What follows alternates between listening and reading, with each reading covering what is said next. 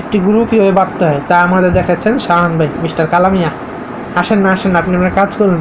প্রথমে একটি লম্বা রশি নেন, রশিটাকে লম্বা করেন ভাই, এইটা এইটা। তারপর তাকে দিবাজ করতে হয়, করুন দিবাজ। হ্যাঁ, তারপর তাকে একটু সোজা টেনে দুই সাইড থেকে সোজা করে এসের মতো করতে হয়। তারপর তারপর কী করতে হয় বলুন তো ভাই? তারপরে তা পায়ে নিয়ে, হ্যাঁ, পায়ে নিয়ে কেচকি পেঁচ বলে নাকি? হ্যাঁ হ্যাঁ, এই তো দেখুন, আরেকবার দেখান তো প্লিজ। হয়নি আরেকবার দেখান, আরেকবার দেখান তো, আমাদের দর্শক বুঝবে না। হ্যাঁ ঠিক আছে, নিয়ে আপনার সামনে নিলাম। হ্যাঁ করুন, দিন প্রথমে এই কেচকি পেঁচ ভিতর থেকে হাত নিয়ে, হ্যাঁ হ্যাঁ হ্যাঁ বুঝলাম। তারপর দিন টান দিন, এই তো এগুলো প্রথম পা বাদ হয়ে গেলো। তারপর দ্বিতীয় পা, এই তো দেখেন কীভাবে নিতেছে, একবারে গোল করে এসের মতো। হ্যাঁ, তারপর সামনে নিলাম, এক টান দিয়ে সামনে নিতে হয়। কিন্তু আরেকবার দেখান তো সামনে কীভাবে নিতে হয়, এক টান দিয়ে।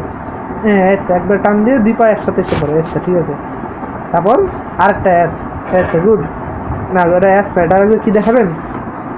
আরেকবার কি দেখাবেন? এই তো দুই সাইড দুটো রশি ছিল, দুই ভাগে। হ্যাঁ এই তো দুই সাইডে দুটো নিয়ে নিছে। তারপর তারপর তা, হ্যাঁ এই তো তারপর তো পিছের থেকে একটা বান। এই তো পিছের বান সবসময় বড় বান, কারণ পিছের থেকে মানুষ ছুড়ে দিতে পারবো না, গরু ছাগল দূর কথা। এই তো শাওন ভাই তার বান সম্পূর্ণ করলেন। তা এখন দেখার মতো বান, দেখি পাড়া লাগান তো আপনি এখন। হ্যাঁ তো একসাথে নাড়াতে হয়, দুইটা আলাদা নাড়াতে পারেন, দেখেন তো একটু। হ্যাঁ তাহলে কষ্ট হয়, কোনো গরু ছাগলটা পারবে না। ঠিক আছে, আপনাদের সবাইকে দেখার জন্য অত্যন্ত ধন্যবাদ। ধন্যবাদ।